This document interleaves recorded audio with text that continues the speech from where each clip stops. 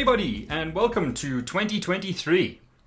Okay, we're 2 months and 6 days into 2023, but welcome nonetheless. And welcome to a discussion I've been dying to have with anybody that will listen, quite frankly. Today, we're talking about health and wellness programs, and more to the point, I guess, why we think health and wellness programs fail, and what we could do to make them not fail. Now, this is a part one in a series of possibly 3, maybe 4 videos. We've got a lot to share with you, and I think you'll find the content engaging, interesting, and if nothing else, will start you asking the right questions. The idea from this video was actually taken from an outtake from our predictions video at the end of last year. Have a look at it now. I mean, we've seen it already. In fact, we did see it in our review of the CMS report that we did. It was a bit up and down, but certainly post-COVID, we're seeing increased admissions and increased cases specifically for mental health. It may be one way to measure it. Or we could look at the wellness programs for corporates and how they're incorporating mental health, if at all, into those. How poorly they're incorporating, yeah. Probably. But also how we understand wellness days, because it's not a rah-rah for a medical scheme. Please stop wellness days. It should really be about a formalized program for employee wellness, where you measure a baseline of employee wellness, you set out steps for improvement, and you measure it.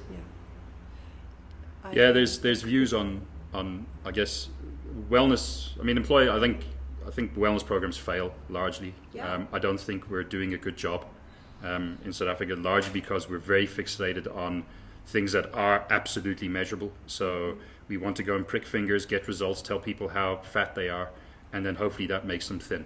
And we know it doesn't work. And I do think that a good wellness program could positively impact staff retention, job performance, productivity, all the rest of it. And it doesn't always have to be dealt with in the healthcare sector. There are things that can be managed within a corporate or work environment. In fact, I'll put a challenge out. If anybody does think they know of an example of a good wellness program, corporate or otherwise, in South Africa, let us know. Hint, it's not one that pays for your gym. Now, there's no way I was going to tackle this rather precarious minefield all by myself. So I enlisted the help of the self-confessed world's only behavior change actuary, Mr. Colin Bullen. Warning, haircut and shave incoming. Mr. Colin Bullen, how are you? Good morning, Derek. Absolutely marvellous. How are you doing, my friend? Fantastic. So here we are, as a Bullen and Heron, superstars of YouTube, together at last. It's what the world has been waiting for. Here we are. In the good old days, we used to have to stomp around the grounds of Johannesburg and wave our hands to be visible. Now we can do it through technology on video. Now we can intrude your phones, your PCs, your emails. It's great. People may come to regret watching this. We'll see. They may. I think those that have turned off already, so we're safe. So those were still with us. Right? Thank you. Yes. So, Colin, let's start off. Would you like to tell people who you are, what you do? I'm an actuary who's lost his way. I think that's the best way to describe it. Once upon a time, I was a full-fledged actuary doing normal things that actuaries do, and the wonderful world of health and well-being tempted me in and evolved to be, I think, probably the world's only behavior change actuary. I keep saying that and nobody's challenged me on it yet, so I suspect that may be still the truth. This could change that now. There's got to be some guy out there now. Now I'm going really public on it. Now somebody's going to say, oh no, actually I do this as well. So, the simple journey is South Africa came for me at a time which was great. I evolved into the world of health and well-being. I was at NMG for many years, as you'll know, because we were there together. Moved on to Momentum, came back to the UK in 2010, headed up global health and wellbeing for Aon for a while, and not too long after that, headed over to, ended up working in Chicago with Andrew Sykes, our mutual friend, and have started this journey that we'll probably talk a little bit about today, which is understanding how and why human beings evolve and change their behavior. And it was very much focused on the world of health and well-being. In 2019, Andrew and I went our separate ways, and with Honey Fun Vape, we set up Virtuosity. And that's where we are now, helping organizations use the science of behavior change to become more effective, both in terms of health and well-being, but also in the broader performance and productivity sense. South Africa has been at the forefront of this discussion, I think probably more so than any other country. Right? We are home to the largest wellness program in the world. Right? But I don't like to do it. I would say wellness program in the world. And I guess people would have picked up a fair degree of cynicism on my part. And so this is a great opportunity to deal with this. I think the timing is great because I thought about, well, it's the new year, got to get a new video out. I know what I want it to be on. But now is actually slightly better because I thought it's new year, people make new year resolutions and let's go. But now this might be hit a bit closer to home for most people because I'm guessing a large portion of us, we all kind of made the health resolution. Let's get back into the gym and, let's try to do something. And either you're still doing it or you're not. And there's probably a 50-50 there somewhere. I mean, it's purely a guess. There's always the anecdotal stuff, when you get those hardened gym goers. So the ones that guys that live in the gym, right, who are, these salty characters, saying, don't worry, this place is full now. Come back in March, it'll be empty. The place is great in March. These people come and they go, and I think there's a fair degree of truth in that. And I guess the whole question is, why does that happen? Why do we get this sudden urge, this kind of motivation to say, yes, I want to better myself, whether it's just the idea of a new year, new start, great. But it very rarely sticks. When I say very rarely sticks, what we see in wellness is it very rarely sticks for the people where we need it to stick because it's hard. And so that's where my view has always come from on wellness kind of programs. We have two versions of wellness in South Africa, or wellness programs, if we want to call them that. So one is very much aimed at a corporate level, which I still think today, and I'm happy to be corrected because I haven't engaged in one in a while, but it's not been that long.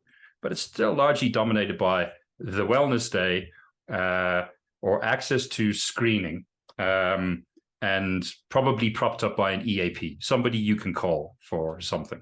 And the retail market, or outside of the corporate world, is dominated by incentive programs largely, which promise or try to promote healthy behavior by removing barriers, mostly financial barriers, and give you the incentive to carry on, but with financial incentives down the road, whether it's a discount or a reward or access to cool tech. So if you don't want to pay for that watch, just keep doing what we would do, and away you go. And time again, we either hear stories mostly from the vendors saying how successful it is, and yet the evidence of it says the opposite. We don't see an overall lowering of lifestyle-driven NCDs reducing. Right? South Africa is a horror show when it comes to NCDs. We have what we call a quadruple burden of disease now, but number one of which, right, is no longer HIV. Right? In terms of its prevalence, it is now NCDs. So 40% of our burden of disease is down to NCDs, and the rest is shared by 3 others. So I'm not getting the sense that it's working. And so my cynical self have always boiled those kind of programs down to really one thing. One is that they're typically linked to an insurer of some shape or form, right? And insurers, more than anything, prize data, right? They are underwriters of risk. And the more they know about whatever it is that you do, the better it is for them to be able to price. That is the uber cynical view of it.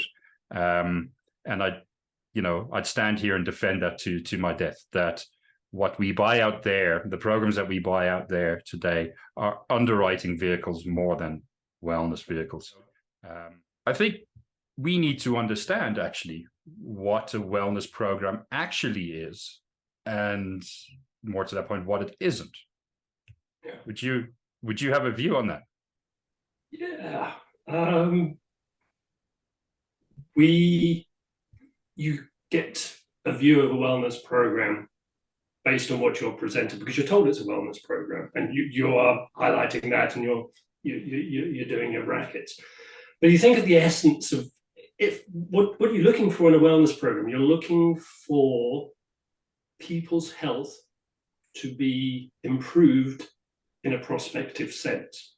So you're expecting people to have outcomes, health outcomes, which do not lead to them being ill in the future or being ill less in the future.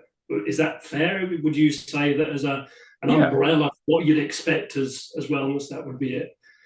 If that is true, then the change that has to take place is one that leads to risk profiles changing. Either probability of you getting sick has to be less. And for that to be true, you have to be doing something different. If to think about it, if whatever you're doing in a wellness program, people just keep then doing the same things again and again, is that going to get different health outcomes? No, it's not. So unless something happens to create a change, then you haven't got a wellness program. Therein, I think, lies the rub. If you set up a program that delivers incentives of some variety, and you're talking about what's fair in the individual context, that's all well and good if those incentives drive the behavior change that you're looking for. And I think that's where the gap is that you're alluding to, that although these things are incredibly successful at attracting and retaining good risks from an insurance perspective, are they good at changing individuals' behavior to get the outcomes? You talked in your introduction about individuals that we should be targeting, these people who find those healthy behaviors difficult to engage with. Are they attracted by and changed by this program? If not, is it a wellness program?